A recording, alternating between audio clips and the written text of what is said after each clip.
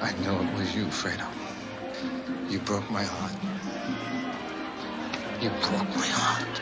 Welcome, film fanatics, to Unsung Stars of Cinema, the show dedicated to shining a much-deserved spotlight on the talents who, despite their memorable performances, often remain just outside the brightest glow of Hollywood's fame. Think about the most successful actors in film history. The ones with the longest careers, the most awards.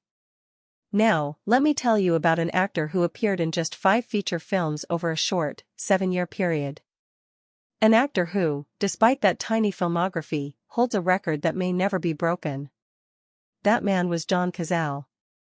Every single film John Cazale made, The Godfather, The Conversation, The Godfather Part II, Dog Day Afternoon, and The Deer Hunter, was nominated for the Academy Award for Best Picture. That is an astonishing, unparalleled achievement. But Cazale's legacy is far more than a statistic. He was a quiet, intense, and deeply committed artist, revered by the giants he worked alongside: Al Pacino, Meryl Streep, Robert De Niro, and Francis Ford Coppola. He was one of Hollywood's premier character actors, known for playing broken, vulnerable, or volatile men with profound authenticity. Today, we look at the life and tragically short career of a man many consider to be one of the greatest character actors of all time. As film critic David Thompson put it, it is the lives and works of people like John Cazale that make filmgoing worthwhile. Born in Revere, Massachusetts, in 1935, John Holland Cazale's passion was the theater. He studied drama at Boston University and, upon graduation, moved to New York City. Like many aspiring actors, he took odd jobs, driving a cab, working as a messenger for Standard Oil, all while relentlessly pursuing his craft on the stage, ranging from regional to off-Broadway. Starting his theatrical career in 1959 at the Charles Playhouse in Boston with plays like Hotel Paradiso and the acclaimed Our Town, John Cazale moved to New York, where his early roles included the stage productions Paths of Glory and the 1962 off-Broadway production of J.B., a 1962 short film titled The American Way, and a 1965 national tour of The Sign in Sidney Brustian's window. It was during this time, working as a messenger, that he crossed paths with another aspiring actor who would become his lifelong friend and collaborator, Al Pacino. In 1968, the two won Obie Awards for their work in the off-Broadway play The Indian Wants the Bronx. Cazale was building a reputation as a fine, dedicated, and highly intelligent artist. Theatrical producer Joseph Papp called him an amazing intellect, an extraordinary person and a fine, dedicated artist.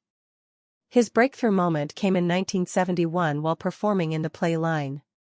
Casting director Fred Roos was so struck by Cazale's powerful presence that he suggested him to director Francis Ford Coppola for a key role in his upcoming film. That film, of course, was The Godfather. The Godfather was Cazale's feature film debut, and as Fredo Corleone, he immediately stood out. While his brothers projected strength and power, Fredo was the doomed, weak-minded son, the outsider of the family. Cazale imbued the role with an aching vulnerability and inadequacy that made him tragically compelling. Coppola, impressed with his depth, immediately cast him in his next film, 1974 suspense thriller The Conversation, as the quiet, unsettling accomplice, Stan, alongside Gene Hackman. But it was in The Godfather Part II that Cazale truly delivered a masterclass. His character was significantly expanded, his inner turmoil and wounded pride laid bare. Bruce Fretz noted that Cazale makes his character's wounded pride hauntingly palpable.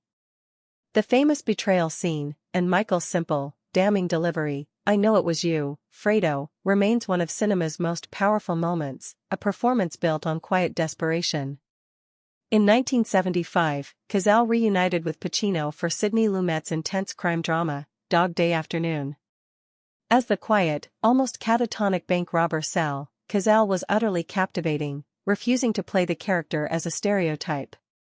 For this performance, he received his only major film acting recognition, a Golden Globe nomination for Best Supporting Actor.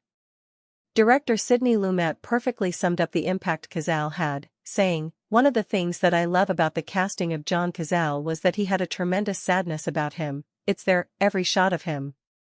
Cazale's genius lay in his ability to be the perfect counterpoint to his explosive co-stars. He was the walking embodiment of the aphorism, acting is reacting, providing the essential, often unsettling, stillness against the volatile energy of Pacino and De Niro. Cazale himself put the lack of widespread recognition into perspective, once saying, "You say to yourself, what do I have to do to get recognition of that sort? Then you put it back into perspective and ask yourself how much that or any award really matters." Despite his film success, Cazale's heart remained on the stage. In 1976, he starred in Shakespeare's Measure for Measure in Central Park. His leading lady was a recent Yale School of Drama graduate named Meryl Streep. They fell deeply in love and moved in together.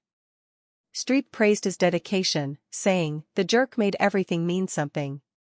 Such good judgment, such uncluttered thought." In 1977, Cazale was diagnosed with terminal lung cancer. Despite the prognosis, he was determined to complete his next film, Michael Cimino's ambitious war drama, The Deer Hunter. Meryl Streep was also cast. The studio, learning of his illness, initially made him uninsurable, jeopardizing his role. But co-star Robert De Niro reportedly paid the insurance costs out of his own pocket to ensure Cazale could finish the film, a testament to the respect Cazale commanded. Director Cimino rearranged the shooting schedule so all of Cazale's scenes could be filmed first. Cazale completed his work as Stan, the jittery and loyal friend. But shortly after, on March 13, 1978, John Cazale died in New York City. He was only 42 years old. Meryl Streep was by his side. Al Pacino later lamented that Cazale was not better recognized for his skill, saying, "I learned so much from him. He was inspiring, he just was. And he didn't get credit for any of it."